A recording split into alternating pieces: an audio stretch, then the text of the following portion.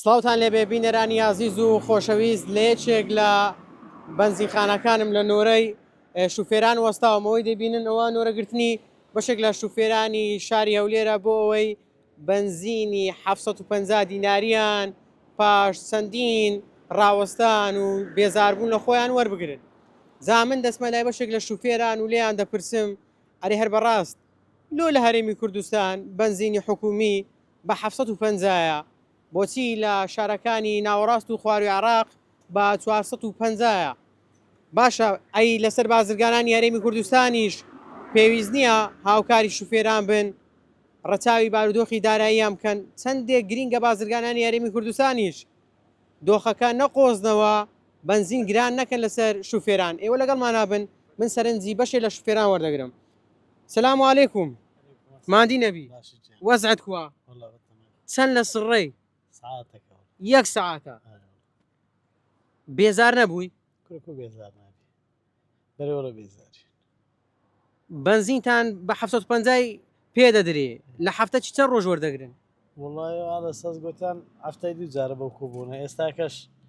بەو کوبوونە لە بۆمە دەرنانیم هەفتەی دوو جار بخۆی دۆتان دەرناینی وڵی تەکسی خصوصی قەینا بەس تەکسی نا باشە لۆ لە شارەکان بە 450 لۆ لێرە بە 750 وڵای ئەزوە لە چێ دەپرسی لە چێ پرسی لە چێ پرسی نەخەبرێ برێ فران کەس بێ ئومێدی لۆیە دەرە لە چێ بپرسی هەر کەس نییە لە چێ پرسی بە قورآن وەکو گران نییە 750 ئەگەر هەموو ڕۆژێ دابین بکرێتن و مەسەلەن تەوزیعاتەکی جوان و ڕێک و پێک و بەو کارتێش تەشی زۆر چاکە. ئەی بۆ لە شارەکانی عراق و با بڵم ناوەڕاست و خواروی عراق بە 450 بۆ لە هەرێمی کوردستان بە 750 و بۆ سڕە دوو درێژ کاکە جان ئەو بنزینەی پێویستی نایەگاتن بۆ کوردستان بۆیە لێرکوانە سعرەکەی وایە لە جنوب لێە بە 450 ئینتاجی خۆیتیان ئەوان خۆیان بەنزینەکە ساڵەکەن ئەینێرن بۆ ئێرکوانە ئەو بڕێی کە دابینیان کردیە بەتەواوی نانێرن بۆ ئێرکوانە خەتای بەغدایە بەتاکی دۆوایە لەبەرەوەی ئەمە ئیسابی 167000 بەرمیلمان هەیە 50000 بە تەواوی نایە هەر بەرمیلەکی 156 لتر تا 159 لتر دەگاتە کوردستان.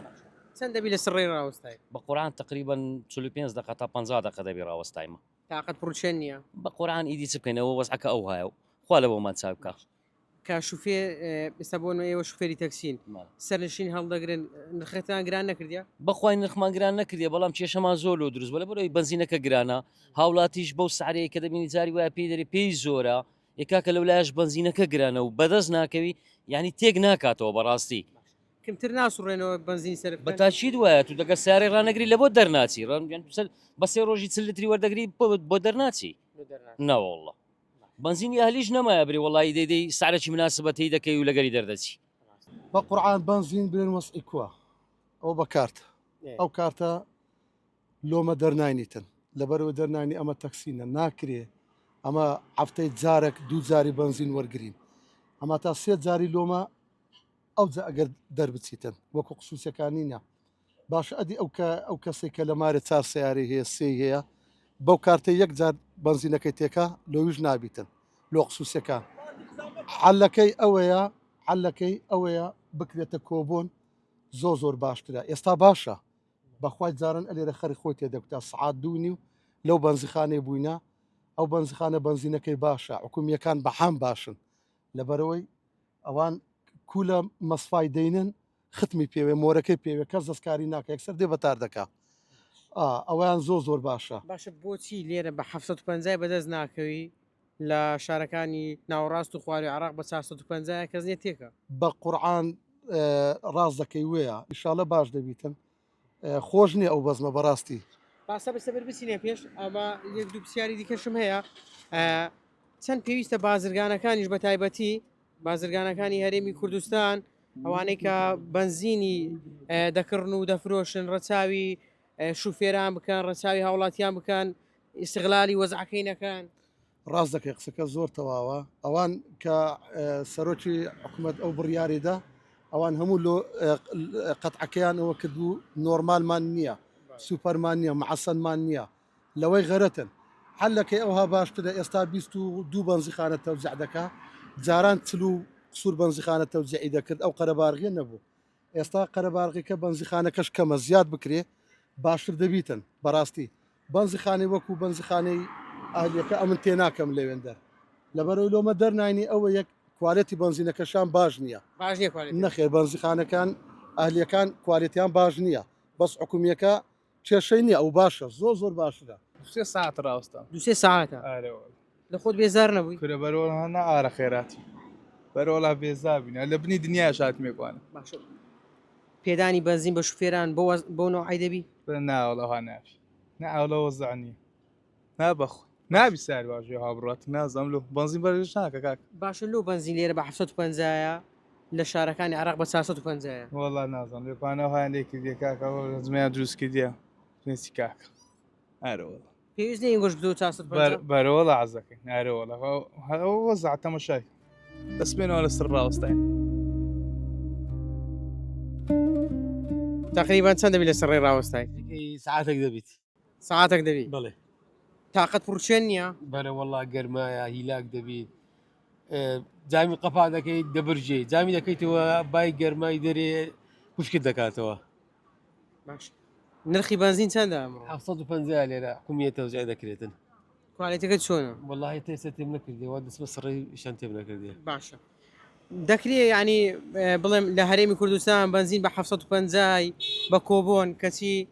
لە شارەکانی دیکە بە 450 وەڵی ناکرێەوە زۆر ناڕەوایە معقول نییە تو لە جنوب و لە خوارەوە بە 450 لێرە بە 750 کەچی وڵاتی پڕ نەفت و مشتەقاتە وڵاتی پڕ نەفت و مشتەقاتە معقول نییە تو لێرە بە 750 لە خوارەوە بە 450 کورێ وەڵی مردە نییە دەبە قورآان کاچی تو سعات هەشت هاتیە چیمە بنزیخانەی دیە لە بنزیخانەی دیە ڕانیا کردمە فسفۆریدانە ئێستا ژۆ 2 سعاتەوە لێرەیمە ئەوە عاریم ئاو لە مارێ نییە ئاو لە مارێ نییە بخۆیەوە دەچی ئاوی دەکڕی بە تەنکرد بە 15هزاری حەمامەکەی پێ بکە ئیش و کار نییە ئەوەش عاری بنزینەکەمانە لۆ هەمان لێ هات ئێوە ڕازگۆنیە لەو کوردستانی برام ڕازگۆنیە ئەگەر ڕاستیت دەوێت ڕازگۆنیە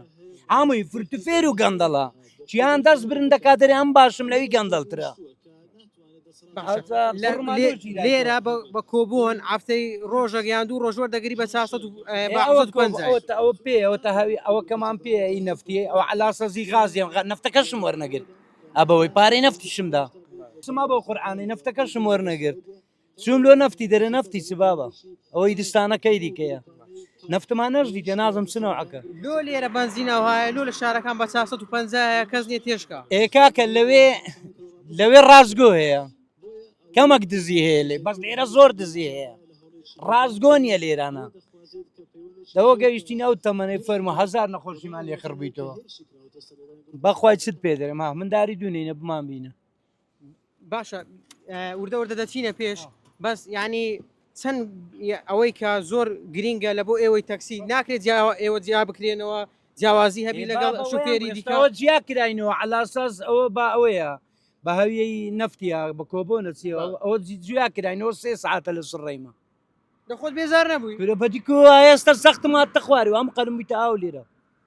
ئەرێ بەخوا ئێچ بکەین ئەوزە ئیشەکەش نییە نا بە قورحان نییە بە قورآن پارەی بنزینی ناینەوە ئە بە قورآانەی 23,500 بە بنزیندایە بەخوای تاقوتەنیا بەو سیاری وەرگڕم یەک نەفەر مەرگتێ بە 5,000 دیساواتێ دەکەمەوە هیچی ناکەم ئەخە نییە پسو ڕێوە تەبری دەکەم هەو نییە نازانی چ بکەیت تەبریدی پێ دەکەم دەرێ هەوای پرێمزیە ئیشەکەش کە بۆ منە بنزین گیران دەبی بژێوی ژیانی لەسرەت و قورستر دەبی برای من ئەگە دیکۆ معاشە بە بەردەوام بێ ئیشکار دەبتەوە معاش 50 ڕۆژ جارەک دێ دیعایی دەکاتن ئەوەی قەرداری ئاو کارەبایە بابێتن بدات سەتانی وەی لێی خۆش دەبین موچی نەمبی بە سەتانی وەم لێ خۆش دەبی دەبا من ئەمبی مەمنونم ئەوشتم لۆ بکەی بەس نیتم ئەمن ئێستا حەول دەدەم لۆ مریشکە چی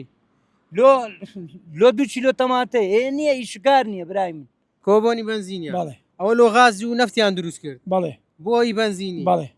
باشە لە هەفتەی ڕۆژێک بەشتان دەکا نەوەڵڵاهی بەش من ناکە بەس چی بکەیت دەبێت دارە بکەین بەس زۆر ئەتیادیە ئێمە وەستا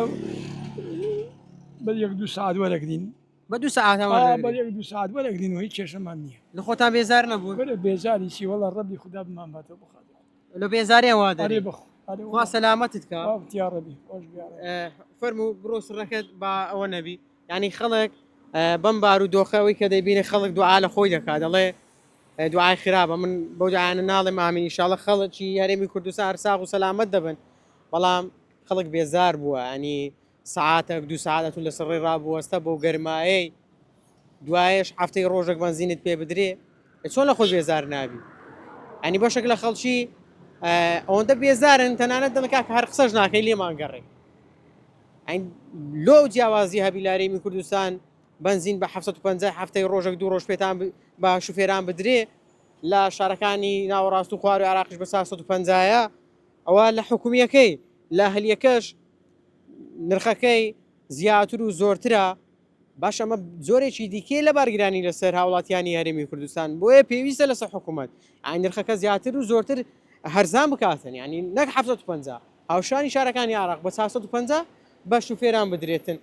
تابعەتیوانەیە کە شوفێری تەکسین ینی داوا دەکەن سلااو لێ ببرا ینی بەشێکیان داوا دەکەن دەڵێن کاکە ئێمە پێویستمان بۆیە ژیانمان لەسەر ئەم کارەیە پێویستە ڕۆژانە بنزینمان پێ بدرێت چونکە شوفێرانی تەکسی جیاواز لە شوفێرانی دیکە پێویستیان بەوەیە کە ڕۆژانە بنزین وەرگن سلااوان لێبێ تۆکو شوفێریش تەکسی ڕۆژانە پێویست بە بنزینەیە خودنا بەرە پێویست بە بەنزینە باش ئێستا بە کۆبوون بە 750 کە دەتاندنی هەفتەی ڕۆژێک دوو ڕۆژ بەشتان دەکا ناوەڵە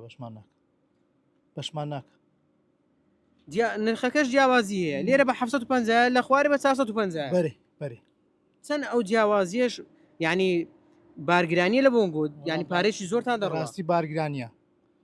ئارێوەڵە بەشمان ناکاتن ناخۆشە سعاتێک دو سعات سڕی دەگری هاتە بەرش دەکەی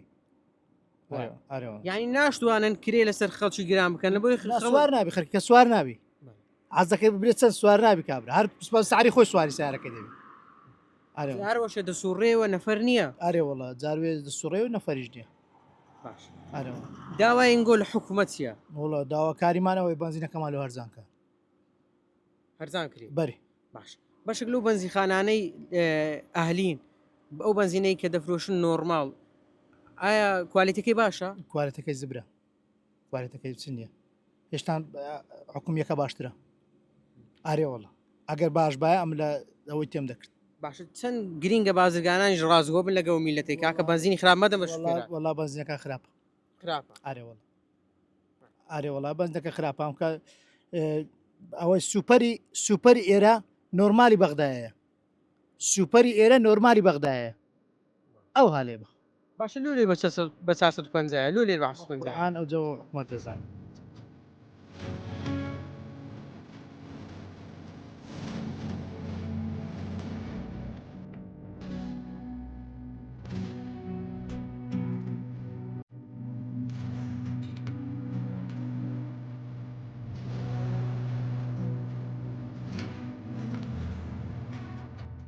شو وضع هاي مسرة والله شوف الازدحام يصير هيجي شو تسوي لا حول ولا قوة بالمحافظات العراقي هيجي ما شايفها يعني بالموصل بالبغداد مو هيك ازدحام مو هيجي مو هيك شيء أقل من هذا زين هاي مشكلة برأيك مشكلة بالازدحام وبالسعر بالسعر اي والله ايش قد هاليوم؟ يعني محافظات 450 ايه سعر كل العراق هنا ب 750 وب 850 بالبنزيخانة أهلية فوق ال1000 دينار هسه حاليا لا 850 الأهلية لحد أول بارحة أنا درت ب 850 أهلية الحكومية لا 750 بس ازدحام لا حول ولا قوة ممنون والله ساعتك وشكل سر وسما ساعات وش تكراوس ساعتك وذلك أري أدخل وزعة وزعة بخواهيز وزعني كبدي بنزينة كما بيدر نارسي 50,000 برميل كبعبصتي لسر من راوسي وبدأ من باتسم بعلاقبك باتسم بعلاقبك لا خالص بعد باش لولا عرق بساسة بنزالي 4 نالمتو أمن درمتو ما تلبس در نارسي تسم بوامكن أمن أجي شك بينك ليه بخون هيته هذه أهليك بس أنت يدك أنا ولا أهلك أورو جسم ليلة بهزار قصور بس ما دفرجن تيجي بهزار دينار لا سزار دي نقلة بنسخانة باش زورني لونجو ولا بلي ولا زور معاشك كمان تقاعد مش ساكة ولا فين معاشك ايش تعود خوي دني لا والله بنزار رجل المعاش ما قلت يا والله تقريبا ساعات 8 ولا صار راوس نايمة هذا بەڕاستی پێم لێ لە خۆت بێزار نەبووی والله عما لە خۆما بێزارین ئارێ بەخوای بێزار بین عین بەس هەتاکەینێ ئەو زورمەی لە خۆرکەی دەکەن یعنی ئەو سعاتێک و نیو لە سڕێ ڕاوەستی جارێ 2 سعات لە سرێ ڕاوەدەستی ئارێ بەخوای باشە تو تەکسی هەفتەی 2 ڕۆژ بەنزین بەشی تو دەکا ناوە لە بەشم ناکە ناوە لە کرێ چیمە دەبی سعات نۆ دێمە دەرێتە تقریبان 12 شەوی شێ دەکەمە من بەزینە بەچ بەشم دەکا ئێوەنیا ئیشیش نییە خۆ دەزانی هیچ ئیش نمایە ژیان لەسەرەوەیە لەسەرەوە تەکسیە بەخۆی ئارێ بەخۆی باشە لەو جیاوازی نرخە هەیە لێرە بە 750 هەفتەی 2 ڕۆژ بەردەکەوی بە بەرد ناکەوی لە شارەکانی عراق بە 450 کاکە خەریکی دزینینە بەخوای خەریکی دزینێنە ئەگەناچێ بەزیما زۆر ئەمە ناو خاچی نفتێنە وەیاننا ناو خاچی نفتێنە بەخوای بەس نازام لۆ ئەو نفتەی سرێ دەکەن ئەو نفتەی سرێ دەکەن بەس بەمرێت سرێ دەکەن باش ئەدی بەشێک لەو بازرگانانە کە بەنزیخانەی ئاهلیان هەیە بنزینی نۆرمال دەفرۆشن ئەو بنزینە کوالیتەکەی کووە کوالیتەکەی باش نییە کوالیتەکەی هیچ باش نییە ئێستا گەر حکومی نەبیتن بنزینی حکومی نەبی بەنزکە دەی زێت کە تێ ناکەم خراپە فیتۆمی دەستێنی ئارێ وەڵا فیتۆمی دەستێنی دەبی بسێ سناعی ئارێ بەخوا دەی بسێ سناعی جاروێ پارەی سناعشت نییە جاروێت پارەت نیەت و دەبیسی قەرکەی دەبی فیتۆمە دەستێ لۆزن ڕاوە دەستی دەبیسی قەرکەی بەخۆی بۆ گەرمایی بنزین نەبی بە خودت عسابت فول دەبی ئارێ بەخۆی بەستەکەی ناعیلازی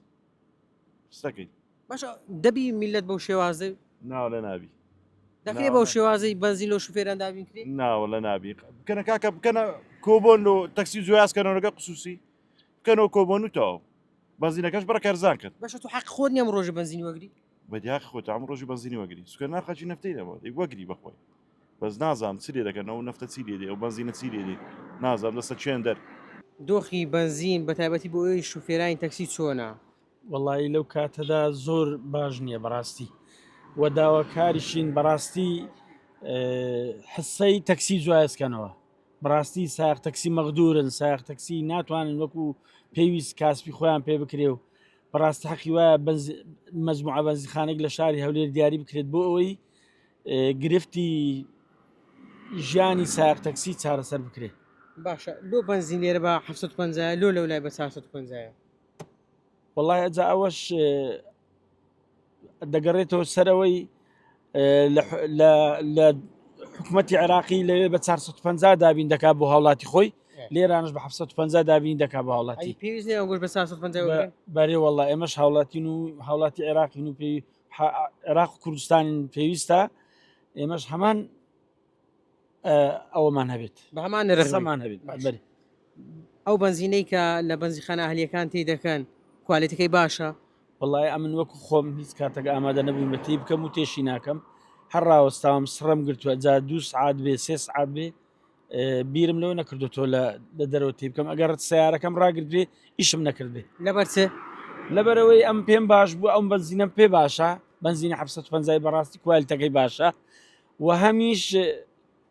بۆ سیارەکەت دەمانەوێت نامەوێت لە بچمە شوێنی کە تێکەم بۆی ئەوەکەم سیارم تووشی عەتەڵ و تێکچوون نەبێت ئەو بنزینە هەفتەی 2 ڕۆژ بەشتان دەکا ناوەڵا بەشی 2 ڕۆژیش ناکە چ لتر بەش چ دەکا سیارە بخۆێت تا هێوارێ بە تەبریدەوە 20 لتر 22 لتری دەخوا باش ئێوەی تەکسی نابێت جیاکرێنەوە لە خەڵکی دیکە وەیە بەنزیخانەی تەکسیان جوایزبی ئێستاوە لە ناو 50 سیارەی دوو تەکسی تێدام و خصوصیە خصوصی شەمو ڕۆژێ دێ تەکسیش ئەو بازەکەی دەدا وانێ دوو بەنزیخانە سێ بەنزیخانە بکەنەوە لۆ تەکسیەکان بە تەنیابی جوایز تۆ لەگە خصوصیەکان هەموو ڕۆژێ و شەرەچەقە ناکرێ باش لۆ لێرە بنزین حکومی بە 750 لە شارەکانی عێراق بە 450 جۆ دەبی پرسیار لە گەورەکان بکەیت بە بڕای چوو وڵی بە بڕوای من نازانمەوە مەسەلە چییە ئەگەنەوەتە پردەیە کەرکووکە مەغمورە مووسرا دی بەگەشە هەمووی 450 دینارە نازام لێ لێرە بازرگانان کە بنزین دەفرۆشن لە بنزینخانەکان ئەو بنزینەی بە ئێوە دەدەن کوالیتەکەی باشە وڵی لە بەنزیخانەکە تێمان نەکردی ئەوەندە سڕەیە سڕەکەی تێ دەکەین و بەس لە حکومی تێدەکەن بەس لە حکومیەکەی تێ دەکەین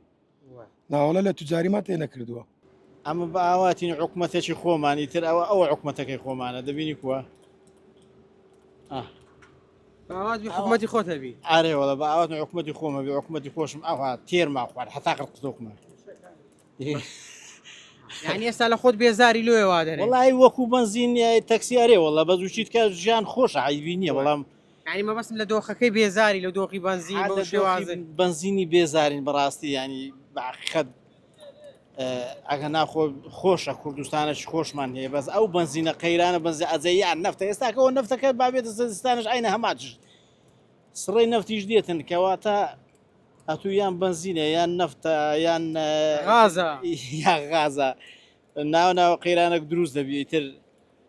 دەبی میلەت بە شتێکی مەشغوڵ بی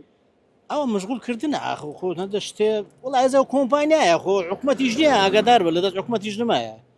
کۆمپانیایە ئەوە ینی بەڕاستی کۆمپانیا خەرچیان خلاص کرد باش یعنی کۆمپانیا دەڵێ نییە ئەوە کۆمپانیایە ینی ئەگە حکوومەت بی باشترە بەڵام حکوومەتی خۆمانە هیچ حیبی نیە بەڵام ئەو کۆمپانیایانە یعنی خەرچیان خلاص کرد ینی بە ملیم ئەوەی دەدەنێ یانی وەک هەڵبادەکە قەیرانش دروست دەکە بابە هیوادارن حکوومەت لەدەست ئەو کۆمپانیانە بینتە دەرێ یعنی ژیانی ملت خۆشتر بی باشترە ینی ئەم هەموو حەز دەکەن حکوومەتی کوردی خۆمانەوە 100 سارە ینی سایکس بی کۆ تەماشاکە بە ئاواتی حکوومەتی کوردی خۆمان ودا ئەوە حکوومەتی خۆمان ینی بەڕاستی یعنی هیوادارن حکوومەت ینی سانسۆرەشی لەسەر ئەو کۆمپانیانەدانی ینی ئەو نفتە ئەو بنزینە چاکاتن ملت بەی لاکس و کاکە لەو گەرمایی بڕۆ فەرمو تەماشاکە چێبی حەز بکاو هات کاکە کاکە وەزئیما لەژێر سای ئەو دەسەڵاتە بێباکە بەکرێگیراوی نێودەوڵەتی و ئیقلیمیە باچی نییە جێی لە تاچی کورد نییە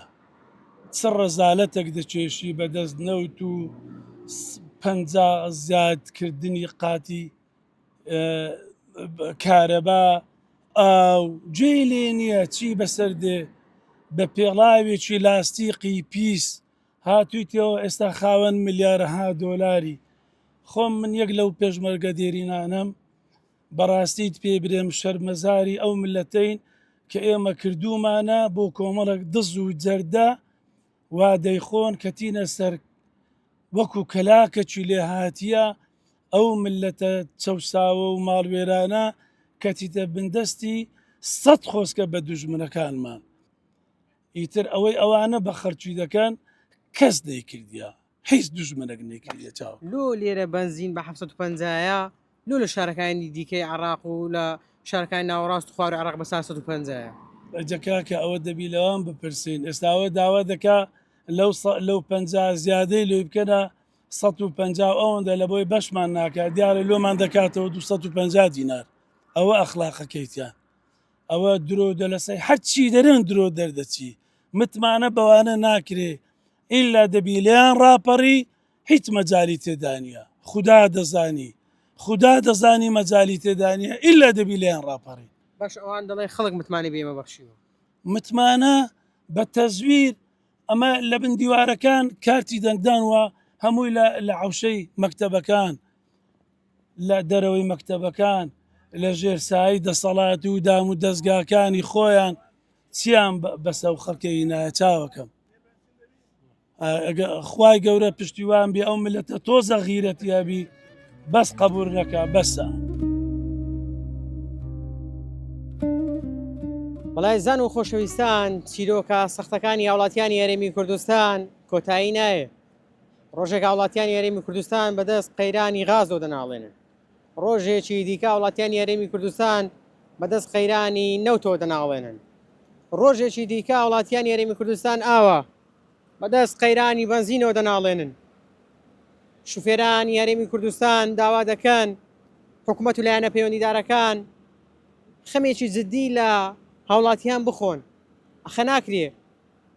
لە شارەکانی عراق بنزین بە 450 دینار بدرێ بە شوفێران لە هەرێمی کوردستانیش بە کۆبۆن هەفتەی ڕۆژێک 2 ڕۆژ پێیان بدرێ بە 750 دینار جگەلەوەی لە بەشێکی دیکە لە بەنزیخانەکان نرخی بنزین جیاوازی هەیە نۆرمال هەیە بە 850 هەشیانە بە 1100 ئەخەر ئەمە بارگرانیەکی قورسە بۆ وڵاتیانی هەرێمی کوردستان هاوڵاتیانی کوردستان بۆچی ئەم زەحمەتی و ناخۆشی و دەردەسەری ببینن تاکەی بم شێوازە بژین ئەری هەر بەڕاست کەینی هاوڵاتیانی یاریمی کوردستان دەڵێن ئۆخەی ئیسرحاتمان کرد لە کۆر قەیرانەکان بووینەوە وەڵا خەڵکی ئێرە تووشی دەیان نەخۆشی بوو